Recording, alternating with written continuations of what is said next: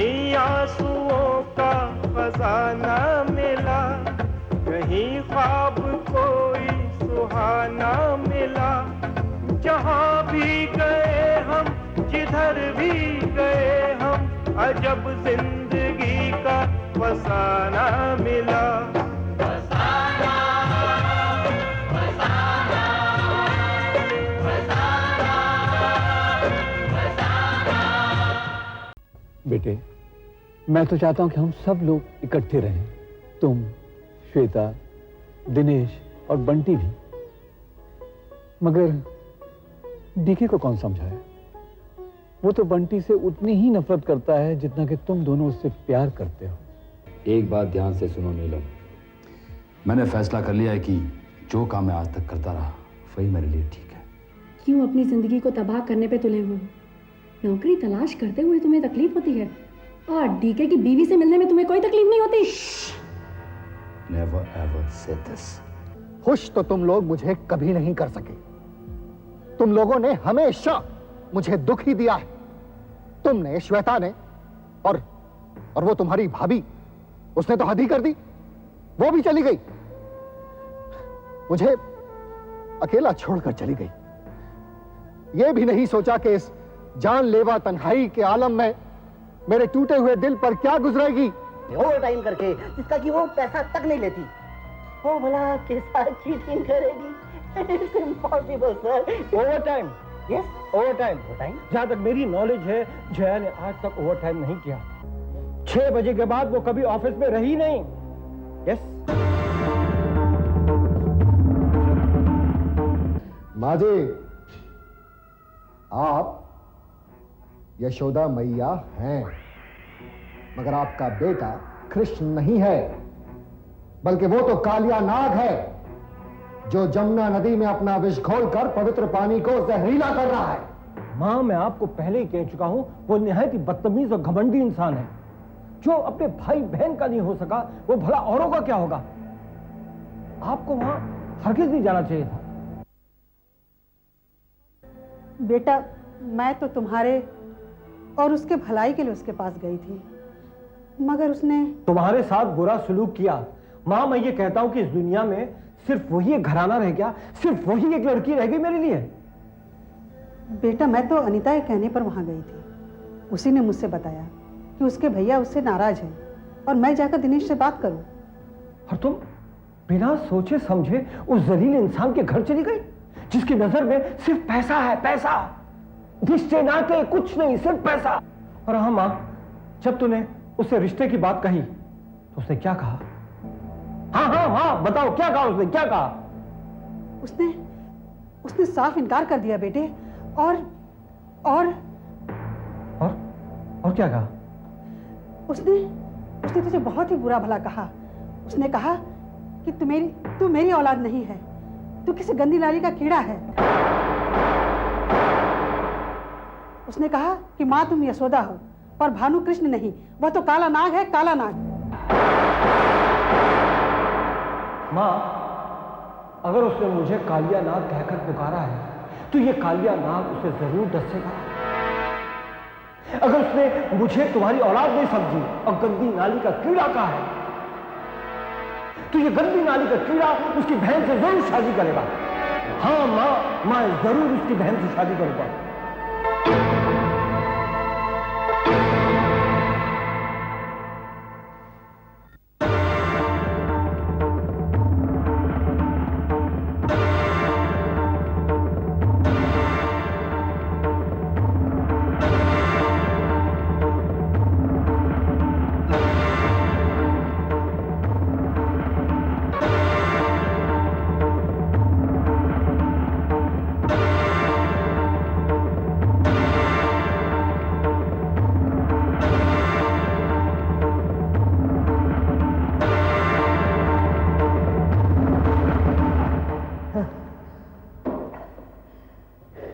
दीपा,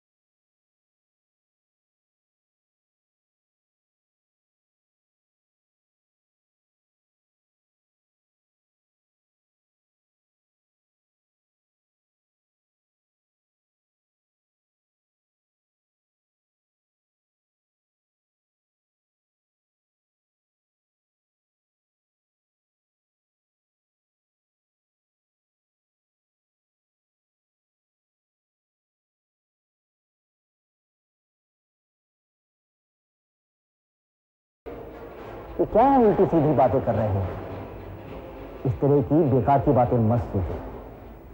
अच्छा, जया जब आ जाए तो उससे खुद ही पूछ लेना।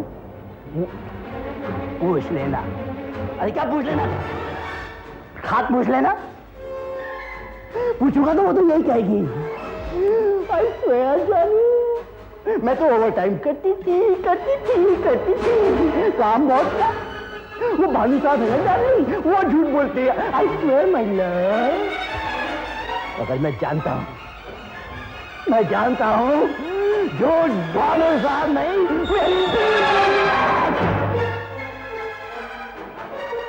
क्या बोलती है साली, झूठी धोखेबाज।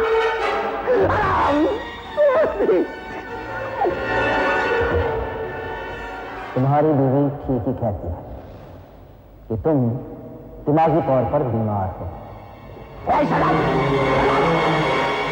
साला बीमार होगा।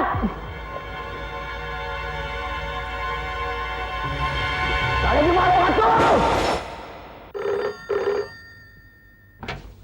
Hello hello, could I speak to Shweta? Yes, speaking. I'm Sweety. कौन स्वीटी? आप मुझे नहीं पहचानती, लेकिन मैं आपको अच्छी तरह से जानती हूँ। आप अक्सर जिस रेस्टोरेंट में आया जाया करती थी, मैं भी अपनी शामें वहीं गुजारती हूँ, इसलिए आपको जानती हूँ। देखती होंगी मैडम, लेकिन आपने मुझे क्यों फ़ोन किया, आप मुझे ये बताइए। अगर आज शाम आप मुझे जुहू गार्डन में मिल ले, तो मैं आपको ऐसी चौंका देने वाली बात बताऊंगी जिसका ताल्लुक आपके आने वाली जिंदगी से। ऐसी कौन सी बात हो सकती है जिसका ताल्लुक मेरी जिंदगी से? पहले आप मिलिए तो सही, वरना आपका बहुत बड़ा नुकसान हो जाएगा। क्या? संजय। हाँ? Hello hello hello.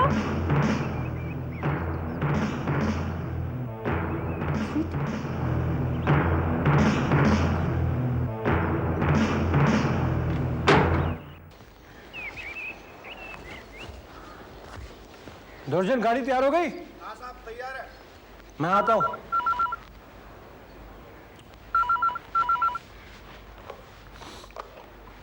हेलो, मैं रेखा। कैसी हो? मैं ठीक हूँ।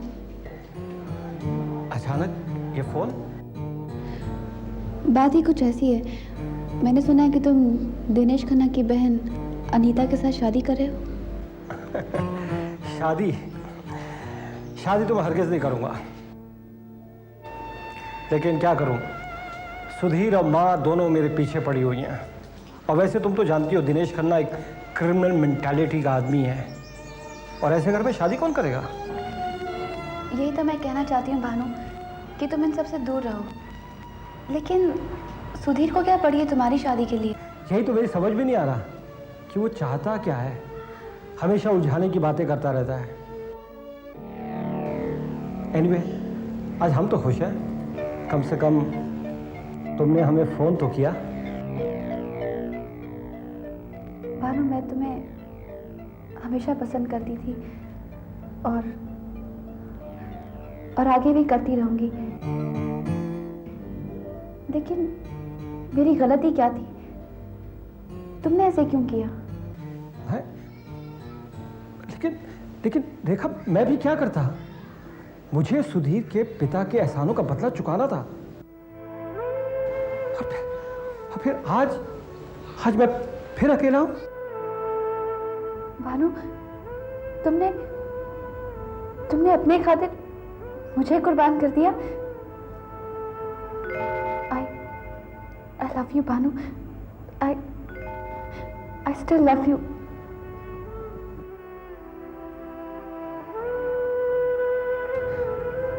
ओ, रेखा, तुम रो रही हो? नहीं रेखा, प्लीज। रेखा, मेरी बात तो सुनो।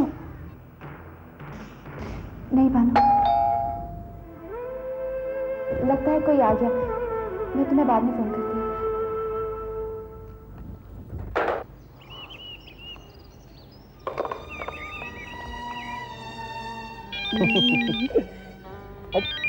अरे ये तुम्हारा फोन भी ना बहुत डिस्टर्ब करता है। एक काम करो, इसको डिवोर्स दे दो। कम ऑन यार, पता नहीं किसका फोन था। अभी बिजनेस नया नया है, एस्टैब्लिश भी नहीं हुआ है। एस्टैब्लिश हो जाएगा ना, जब मैं तुम्हारे साथ हूँ सब कुछ हो जाएगा। अच्छा ये सब छोड़ो, पहले ये बताओ कि तुम आज इतनी खूबसूरत क्यों लग रही हो? I want to see you are looking so fresh because you with me. अच्छा एक बात बताओ, माजी कैसी है? माजी फर्स्ट क्लास है, लेकिन हम दोनों की इन बातों में माजी बीच में कहाँ से आ गई? दोनों, you also sometimes are too much. देखो क्या है रेखा, बिजनेस में इतना टेंशन है, थोड़ा रोमांस भी तो जरूरी है ना। मतलब तुम बोलना चाहते हो तुम ना टेंशन रिलैक्स करने के लिए मुझसे मिलने आते थे? Isn't it? Yes, it is. Yeah. ओ फोटवा से यही प्रॉब्लम है, तुम हर बात का कोई ना कोई मतलब निकाल लेती हो। तुम्हें एक बात बताओ, मुझे तुम्हारे साथ रहते हुए बहुत अच्छा लगता है, लेकिन आज एक प्रॉब्लम है। एक मिनट, मतलब तुम्हें कुछ काम है? हाँ। तो तुम अपना काम करो, मैं अपना काम करूँ। लेकिन रेखा मेरी बात तो सुनो। रेखा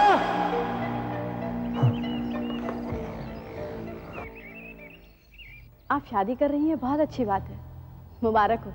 थैंक्स। क्या यही कहने के लिए आपने मुझे बुलाया? यस। लेकिन आप तो फोन पर कह रही थी कि मुझे बहुत नुकसान होने वाला है। राइट। मेरी शादी से सबसे ज्यादा नुकसान तुम्हें ही होने वाला है Shweta. What are you talking?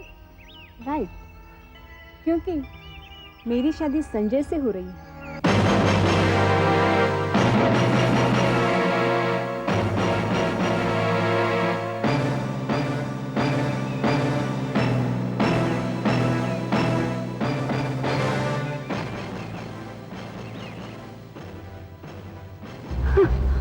हाँ फनी।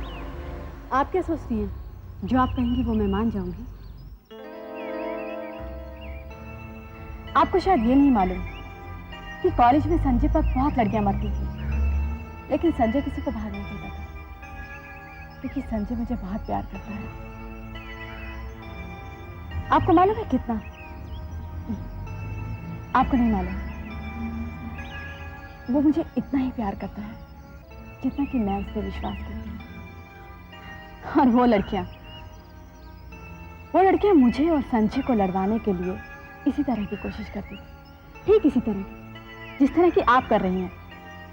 और अब तो मुझे इस तरह की कोशिश की आदत ही पड़ चुकी है। मुझे आपकी बातों पे जरा भी यकीन नहीं है। होना भी नहीं चाहिए, क्योंकि तुम्हें तो इस तरह की बातें सुनने की आदत हो चुकी है।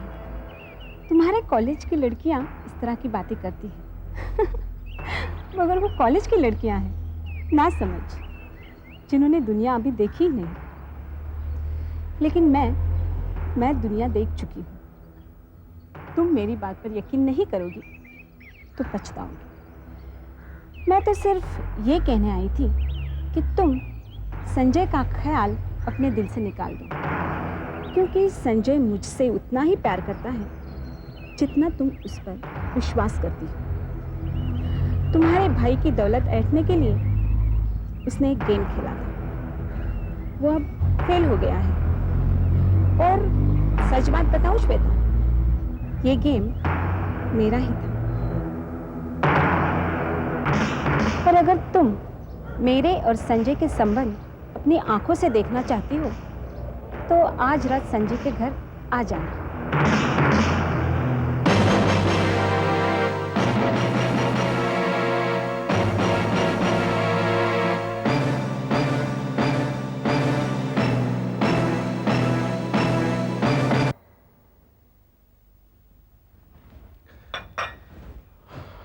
मैं तुम्हें आखिरी बार समझाने आया हूं अनीता। तुम्हें शायद अपने भविष्य से प्यार नहीं रह गया हो, लेकिन मुझे तुम्हारे फ्यूचर की फिक्र है।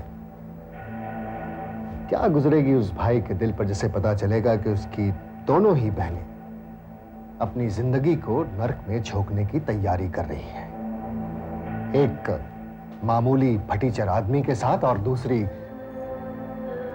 भैया, मैंने पिछली बार भी आपसे यही कहा था कि मुझे आपकी कोई राय नहीं चाहिए, बल्कि मैं तो इतना बताने आई थी कि मैं शादी कर रही हूँ भानु प्रताप से। और वैसे भी अब हम दोनों बहनें कोई बच्ची तो नहीं रही, हमें भी समझ है। हम अपने फ्यूचर को आपकी तरह बर्बाद नहीं करेंगे। ये तो कैसी बातें कर रही है अनीता? मुझे तुझसे ये उम्मीद नहीं थी। तूने अपने भाई का लिहाज ही खत्म कर दिया। कितने लाड़ प्यार से पाला था मैंने तुझे। मैं आपकी तरह जोश में नहीं, होश में बात कर रही हूं। और वैसे भी शादी करना कोई पाप तो नहीं। मगर मेरे दुश्मन भानु प्रताप के साथ शादी करना जुर्म और पाप से बढ़कर है। भैया, आपकी दोस्ती इस दुनिया में किससे है? सभी को तो आपने दुश्मन बना के रखा है। तुम जो करने जा रही हो उसकी सजा मैं जिंदगी भर भुगतूंगा। अन्याय कर रही हो तुम मेरे साथ। कैसे समझाऊं तुम्हें? तुम दोनों अपने पागलपन में जो भयानक कदम उठाने जा रही हो जानती हो, जिसका अंजाम कभी अच्छा नहीं हो सकता। भैया प्लीज। अनीता, दिल से नहीं दिमाग से सोचो। मैं जो कह रहा हूं उसी में तुम्हारी भलाई है। जज्बात से किए गए फैसले कभी सही नहीं होते। भैया, अगर मैं आपके कहने के मुताबिक शादी करूं तो इसकी क्या श्योरिटी है कि आपका पसंद किया हुआ लड़का मेरे लिए अच्छा पति साबित होगा? है, श्योरिटी है। मेरे पसंद का लड़का तुम्हें जिंदगी भर खुश रखेगा, उसे रखना पड़ेगा, क्योंकि तुम डीके की बहन हो। वो तुम्हें सोसाइटी में स्टेटस देगा, इज्जत देगा। मगर तुम तो उस कमीने काट भानु प्रताप से शादी करके सोसाइटी में मेरी नाक ही कटवा रही हो। देख बहन, क्या तुझे अपने भाई की मान मर्यादा का जरा भी ख्याल नहीं रहा? क्यों हमेशा के लिए मुझसे जुदा होकर मेरे दुश्मन के साथ जिंदगी बिताना चाहती है? क्यों? भैया, मैं अपनी शादी करके आप दोनों की दुश्मनी की आग को हमेशा के लिए ठंडा करना चाहती हूँ। आपकी कांटों भरी जिंदगी में दोस्ती के फूल खिलाना चाहती हूँ। रिश्तेदारी की मजबूत जंजीरों से आप दोनों को जकड़ देना चाहती हूँ, ताकि आपकी बची हुई जिंदगी में एक बार फिर से बाहर लौट आए। भैया,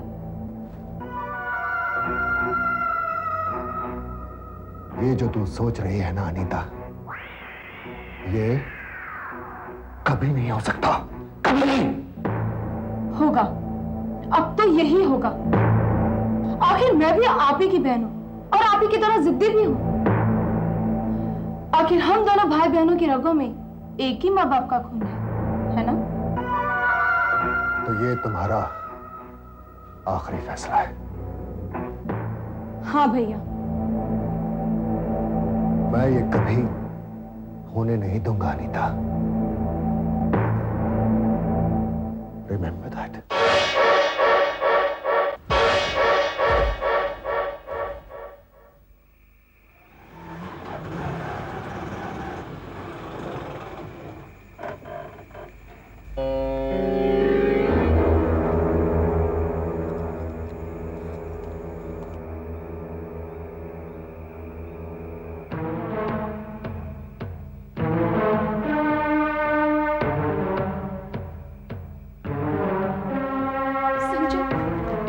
मिसेस कुमार, क्या हुआ? इतनी रात गए, आप इतनी परेशान? आइए बैठिए। क्या बात है? संजय, आज रात मैं अपनी मौसी से मिलकर थोड़ी देर से घर लौटी। मेरे हस्बैंड शराब के नशे में धुत थे। उन्होंने बेहद शराब पी रखी थी। जैसे उन्होंने मुझे देखा, वो आपे से बाहर हो गए। पहले तो गंदी गंदी गालियां दी और बाद में मेरी पिटाई कर दी। देखो ये क्या हाल बना रखा। Mrs Kumar, please, Mrs Kumar समझने की कोशिश कीजिए, please. Mrs Kumar, please. Mrs Kumar, please.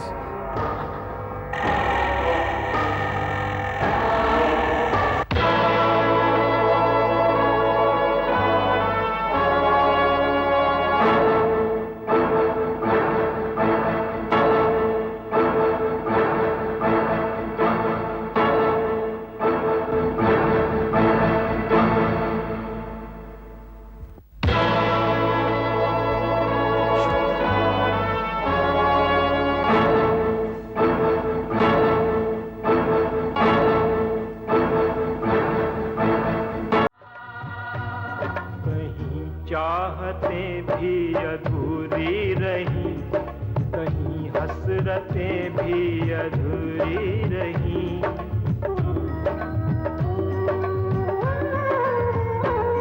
कहीं चाहतें भी अधूरी रहीं, कहीं हसरतें भी अधूरी रहीं। तरसता है कोई कि हंसता है कोई, जिसे देखिए वो दीवाना मिला। और जब जिंदगी का फसाना मिला, फसाना, फसाना, फसाना, फसाना। कहीं आंसुओं का खजाना मिला, कहीं ख्वाब कोई सुहाना मिला। जहाँ भी गए हम, जिधर भी गए हम, अजब जिंदगी का फसाना